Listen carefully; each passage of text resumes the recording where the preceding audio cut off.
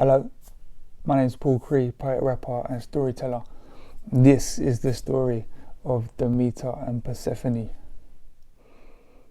Demeter was the goddess of the harvest, and with her daughter Persephone by her side, tools in hand, they tended the land and they bossed it. They were goddesses. The fields, the orchards, the hills, the trees, the valleys, all of the green, day and night, all year round, keeping the world bathed in sunlight, well fed and breathing, decorating the land in all manner of beautiful scenery, nature's finest painters and landscapers. Until one day, that all changed. A few of Persephone's mates wanted to chill up in the woods. Of course, Persephone wanted to go. Demeter wanted to reward her for being good, so she didn't say no. Off Persephone bops up into the woods, and she had a blast, dancing with her mates and having a laugh.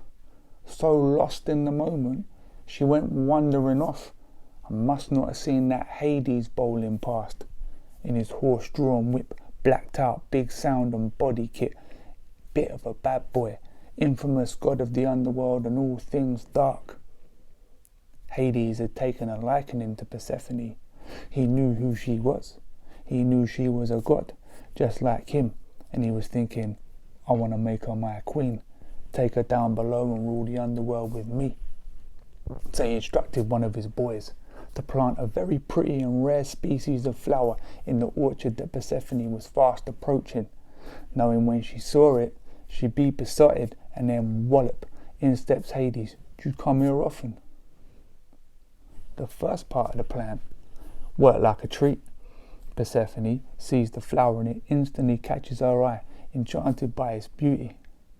Hades arrives, drops his best chat-up lines, but Persephone ignores him though, and doesn't reply.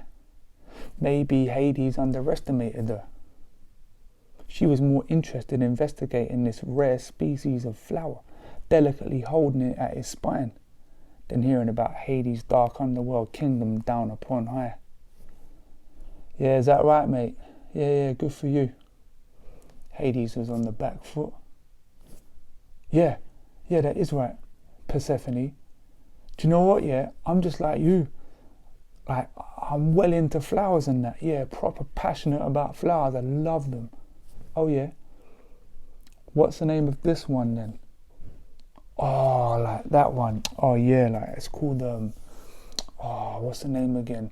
Oh, it's like daffodil or whatever. Listen, I've got loads of those back at my place, bigger and more beautiful than you've ever seen.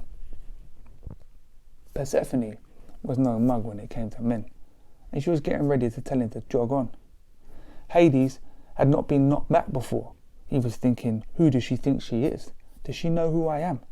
And he was getting angry and impatient, to the point where he physically grabbed her, forced her into his carriage, turbocharged his horses, and off they galloped, till they reached a nearby river. Hades commanded the water parted, and then they vanished deep underground to Hades' underworld palace. Persephone was angry, scared, and confused. When they arrived deep down underground, Hades stopped being so forceful and began to be a little more polite, even remembering a few basic hospitalities, and he showed Persephone around his kingdom. Persephone was tired and hungry, so Hades pulled out a small pot of pomegranate seeds, opened up her palm and said, take 6 of these, it'll sort you right out, trust me. Time passed in the dark, in a way that Persephone had never seen.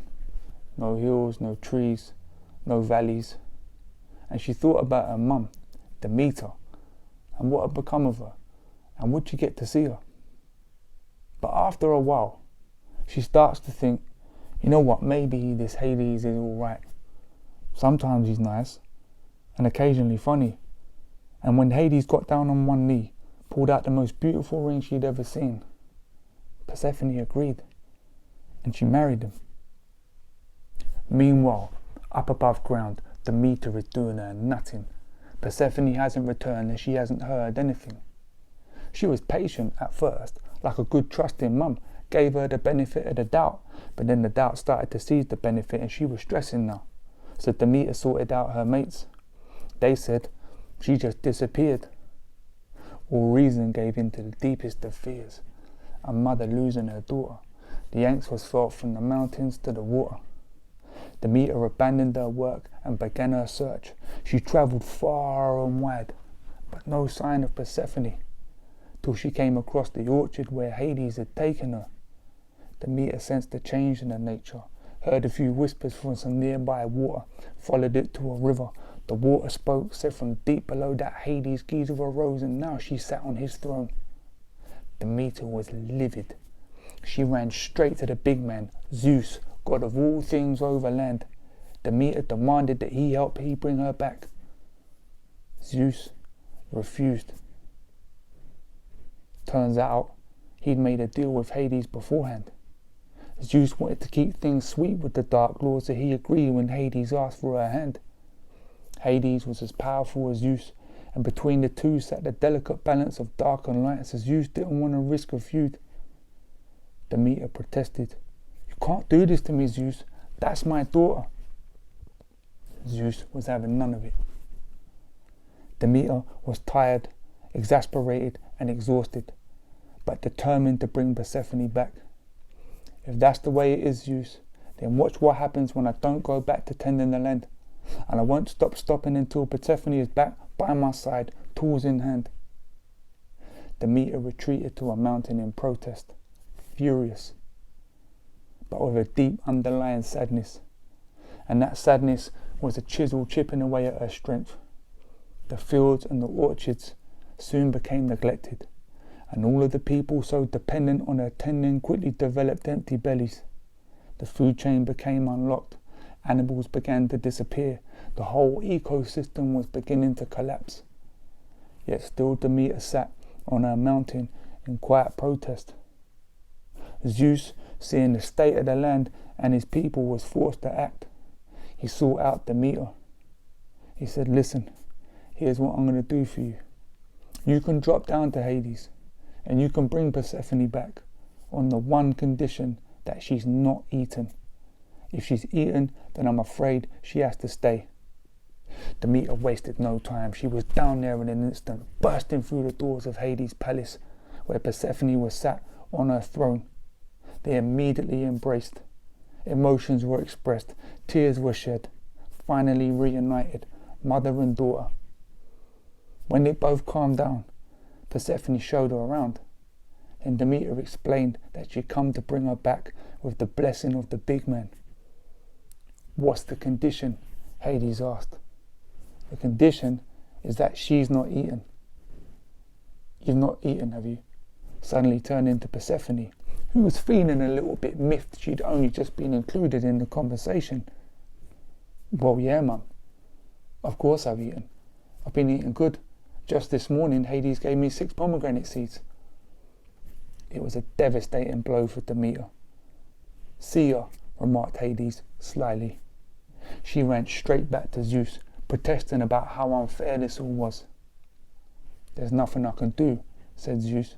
"You heard the conditions. She's eaten, and pomegranate seeds at that. She can't come back, and that's that." Again, Demeter refused to give in. "Listen, Zeus, big man, god of all things. If you refuse to help me bring her back, I'm never going back to tend the land, even if I starve for the rest of my days." Zeus, in his wisdom, knew that Demeter wasn't messing about, and it was more than just anger that was driving her. It was a deep sense of loss, of sadness and grief, and the breaking of a sacred bond between mother and daughter. And Zeus knew the land couldn't endure another shortage. If Demeter in protest went back to her mountain, the world may not ever recover and meet its end. But Zeus also knew that he'd made a deal with Hades, so he had to compromise. So for the last time he said, "Listen, Demeter, here's what I'm going to do for you. As Persephone has eaten 6 pomegranate seeds, I'm going to allow her to spend 6 months of the year with Hades and the other 6 up here with you." Demeter knew this was Zeus's final move, so she sent for Persephone, and they spent the next 6 months happy, up above ground, The land regrew, food was restored into people's bellies, the sun shone, the beauty of normality restored, until the 6 months was done, and Persephone had to descend underground with Hades. Demeter retreated to a mountain in sadness, and a new cold bleakness descended over the land, and it remained that way until 6 months was done and Persephone was returned to spend it with her mum. Such was the cycle of summer and winter until their days were done. Nice one.